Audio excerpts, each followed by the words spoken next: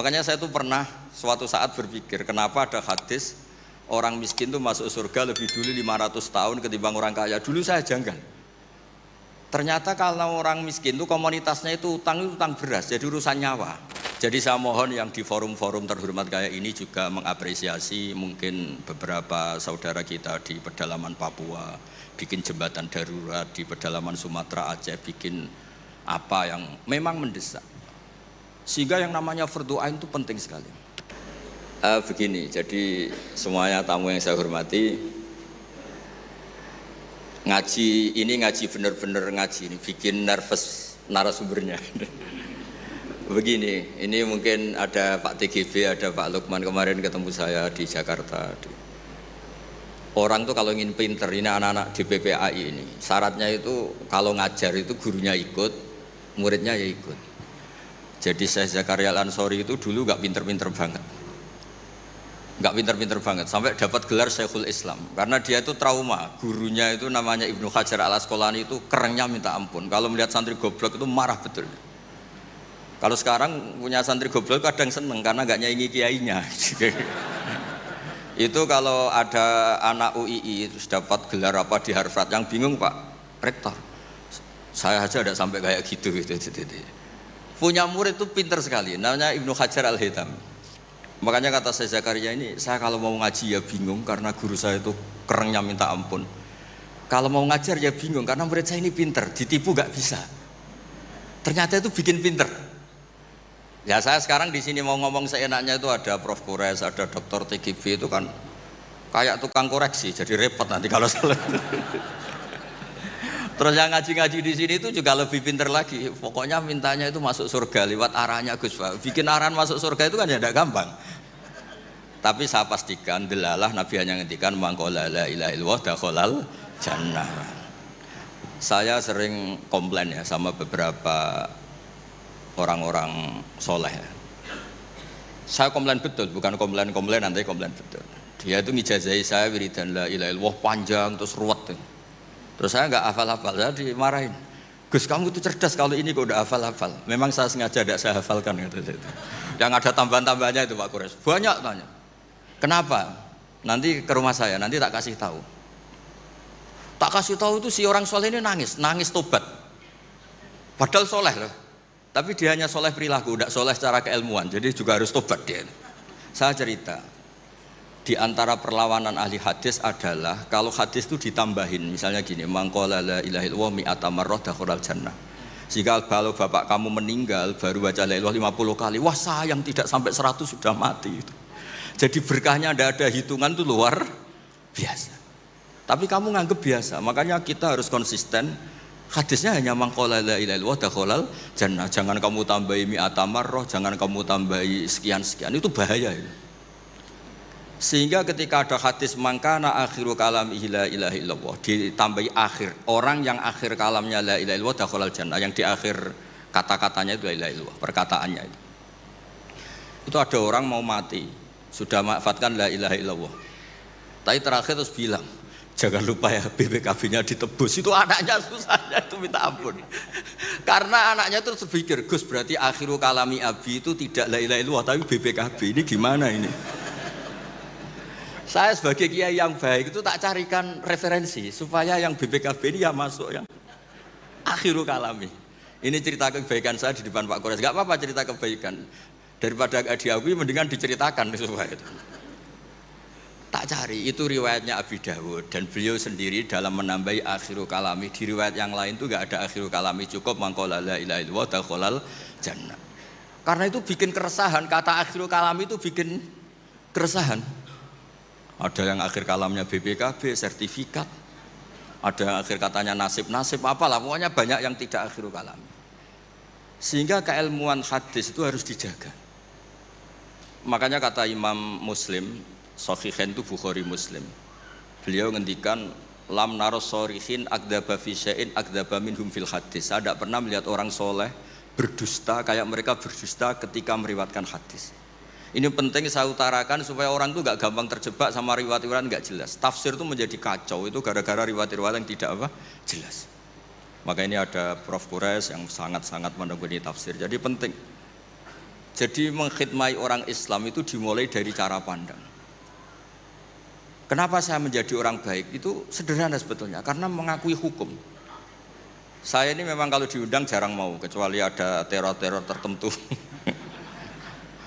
Karena merasa tua, merasa rektor apalah yang bisa dipakai neror itu. Ya, terserah. Yang penting bisa ada. Termasuk TGB, kemarin itu datang ke rumah saya, tapi saya sudah bilang pasti tidak ikhlas. Ternyata betul, undang ke saya. Terserahlah teror itu apa.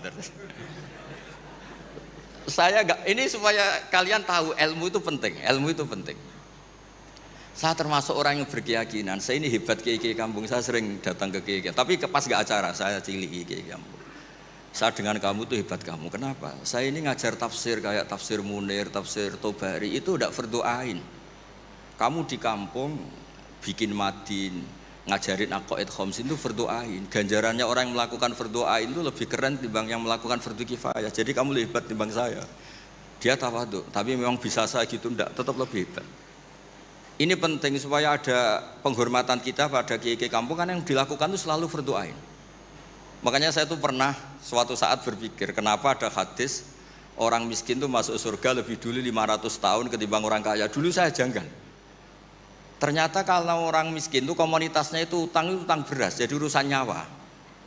Jadi sekali menolong temannya itu urusan nyawa, karena sesama miskin itu pinjemnya urusan nyawa, beras, minta anterin ke rumah sakit pas sekarat. Kalau orang kaya itu nganterin rumah sakit karena mau ke salon, penyakit kulit, kan nggak penting-penting gitu. Sehingga surganya agak lambat, karena yang dilakukan selalu tidak penting. Kalau orang miskin yang dilakukan selalu apa? Penting. Tapi masalahnya zaman akhir orang miskin banyak melakukan yang tidak penting, itu masalah itu. Itu gak sesuai rencana Nabi. Inginnya Nabi itu kalau sudah miskin ya selalu apa? Penting. Ternyata banyak orang miskin yang perilakunya tidak penting. Karena saya pernah didatangin ibu-ibu itu miskin itu tanya, Gus doain saya kaya. Suami saya itu nganggur, saya bilang kamu siap kalau suami kamu kaya? Nanti rumahnya gaji bagus, mobilnya bagus. Lama-lama yang dievaluasi Anda, rumah bagus, mobil bagus, kok istrinya begini. Terus dia cerita, udah Gus gak jadi, miskin gak apa-apa.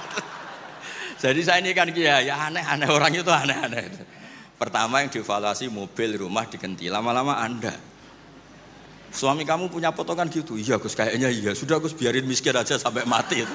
Ya alhamdulillah sampai sekarang miskin dan syukur karena berkatnya ilmu itu. Jadi saya mohon yang di forum-forum terhormat kayak ini juga mengapresiasi mungkin beberapa saudara kita di pedalaman Papua, bikin jembatan darurat di pedalaman Sumatera, Aceh, bikin apa yang memang mendesak. Sehingga yang namanya fardu ain itu penting sekali. Saya punya riwayat dari kitab Ibnu Hajar al-Asqalani tadi, gurunya saya Zakaria al-Ansori. Ketika nanti di mahsyar dan secara lahir teks hadis, seorang lagi secara lahir teks hadis itu Allah itu nimbalin Rasulullah Muhammad dan Jibril, berarti tiga, Allah, Jibril sama Rasulullah Muhammad.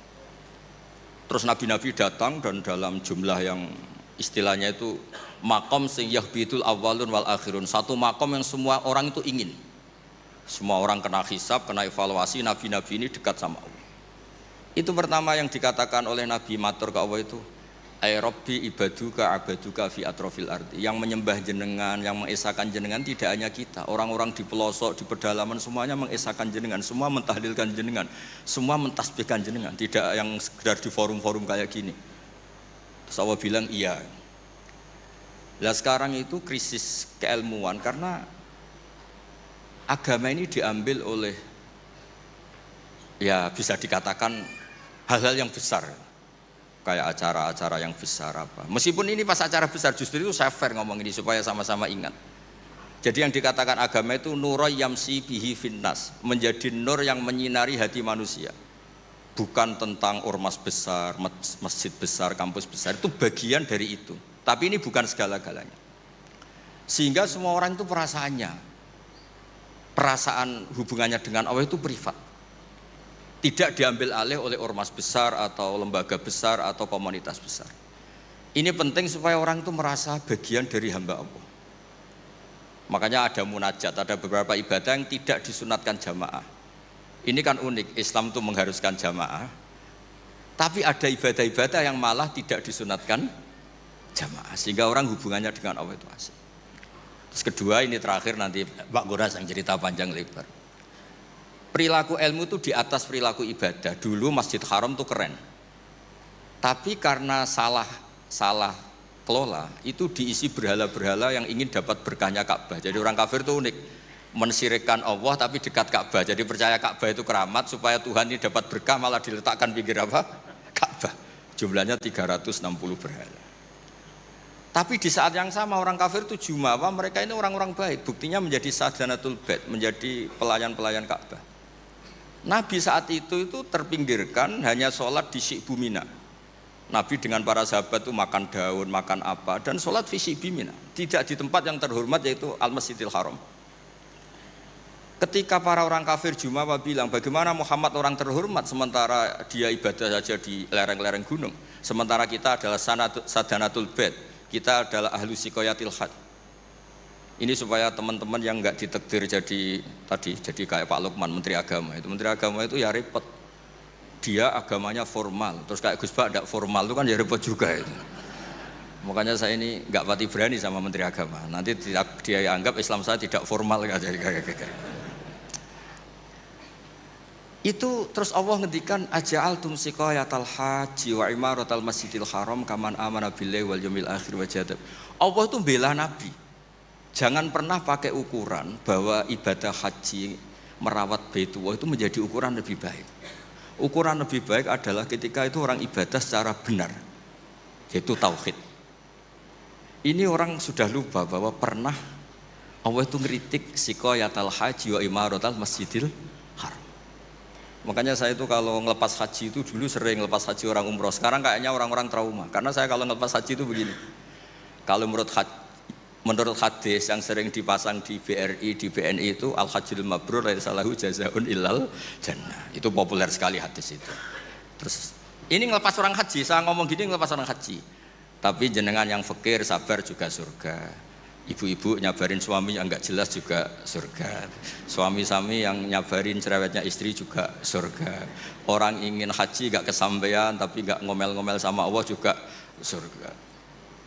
Kayaknya yang punya rumah itu kayak kecewa gitu. Terus saya bilang enggak tahu terus saya bilang jenengan angsal kecewa kalian kula, yang saya takutkan tuh kalau Allah yang kecewa kata saya itu, karena saya diundang orang haji terus dalil-dalil haji yang lain ngenes karena enggak bisa haji kata saya itu. Ternyata betul. Hampir semua yang hadir itu ngapresiasi saya. Gus matur nuwun Gus. Biasanya kiai-kiai itu kalau diundang untuk haji, dalilnya haji terus bikin kita nelongso, bikin kita tersiksa karena kayak yang masuk surga itu yang haji saja kita ada masuk surga. Semenjak itu sudah terkenal. Jangan undang Gus Bak kalau ngelepas haji kan. Saya itu punya kitab makalahnya Abdul Hasan Asyadili yang menjadi Thariqah Asyadili yang terkenal itu.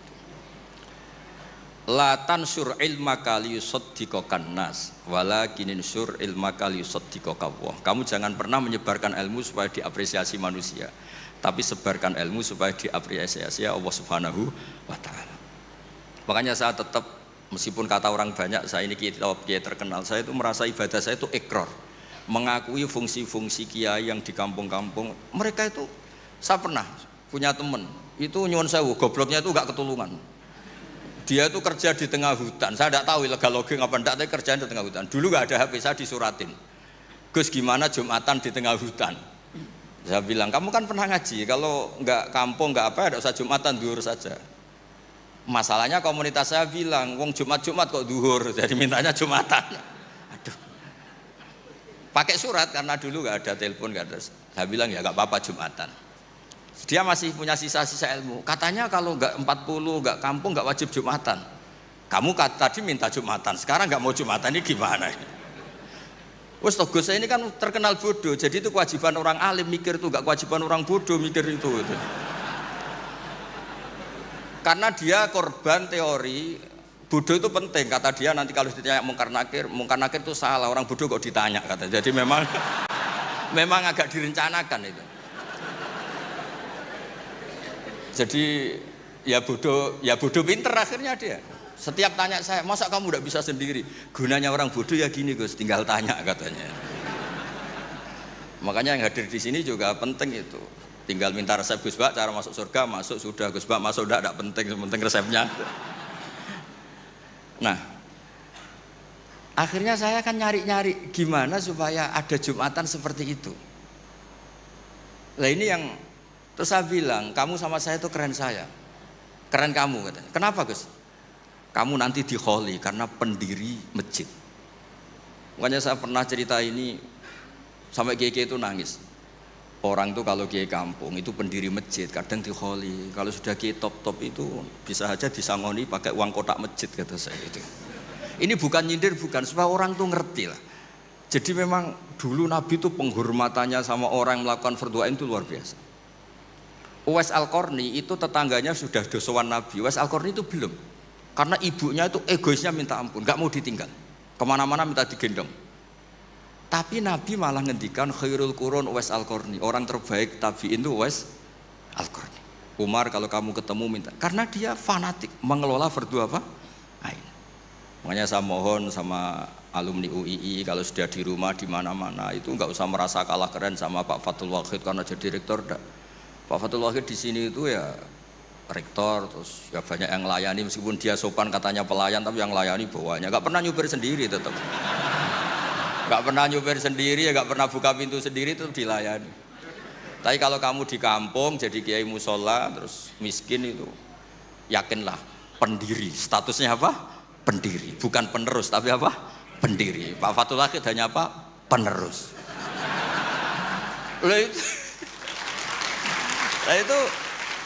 Lah kacaunya kiai kampung setelah tak kasih tahu gitu, memang bener-bener sama saya terus nggak sopan. Waduh. Ya tapi saya ikhlas lah atas nama ilmu. Bener-bener nggak sopan. Waduh ini ya. Sopannya itu pendak kalau dia iskal hukum karena sinaune serius saya tanya, Gus ini hukumnya gimana? Akhirnya sopan lagi. Dia agak bisa, ilmunya agak cukup untuk menjawab. Ya tapi apapun itu yang namanya ngaji itu pengakuan ikrar ya. Jadi penting, makanya kan diantara hebatnya Rasulullah SAW itu kata Imam Ghazali, nggak ada pemimpin justru kena khitab wakhfid janahaka liman ittaba'aka minal mu'minin. Muhammad, kamu harus merendahkan diri kamu liman ittaba'aka, sama orang yang ikut kamu, sama santri kamu, sama orang yang percaya sama kamu. Kayak apa Allah mendidik kekasihnya. Jadi yang disuruh sopan malah nabinya. Jadi kalau andekan di era modern Pak Fathul Wahid yang sopan sama mahasiswa itu yang penopang kampus. Kayak apa? Makanya kata Imam Ghazali, andekan mental ta'azzus atau takabur, andekan keangkuhan itu hal yang baik. Lama amarallahu ta'ala habibahu biqauli ta'ala wakhfid janahaka limanit taba'aka minal mu'minin. Nah tentang visi ya, visi itu gampangnya tadi. Agama ini kan menentukan halal haram. Zaman apapun, teknologi apapun, mesti pertanyaannya ini kalau baik ya halal, kalau buruk ya haram. Misalnya ada teknologi yang orang bisa ke Mekah 2 detik atau 2 menit. Orang tetap pertanyaannya, saat itu ibu kamu sekarat apa enggak? Anak kamu sakit apa enggak? Punya kewajiban fardhu ain apa enggak? Kalau punya fardhu ain kamu tinggal pasti orang nganggap masalah. Ya kan? Apapun kayak kamu, teknologi mutakhir kayak apa?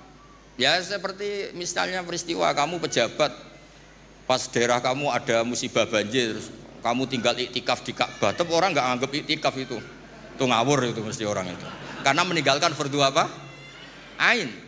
Saya di sini kata orang banyak kan keren, misalnya sama ahli tafsir Quraisy. Tapi misalnya saat ini istri saya sakit atau anak saya sakit, pasti dianggap ngawur itu, karena meninggalkan fardhu ain. Jadi fardhu ain itu menurut saya segala-galanya.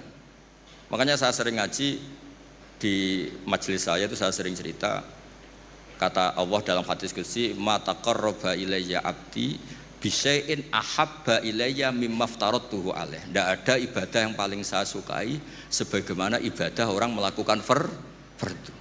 Jadi fardhu ain ini adalah konstitusi. Berarti orang-orang yang sekarang nyari makan untuk keluarga dan statusnya fardhu ain itu lebih keren ketimbang misalnya orang nyari kekayaan untuk rofahiyah, untuk takmilah, untuk penyempurnaan, untuk sekunder. Nah di sini pentingnya peletakan hadis. Orang miskin itu masuk surga lebih dulu 500 tahun ketimbang orang kaya.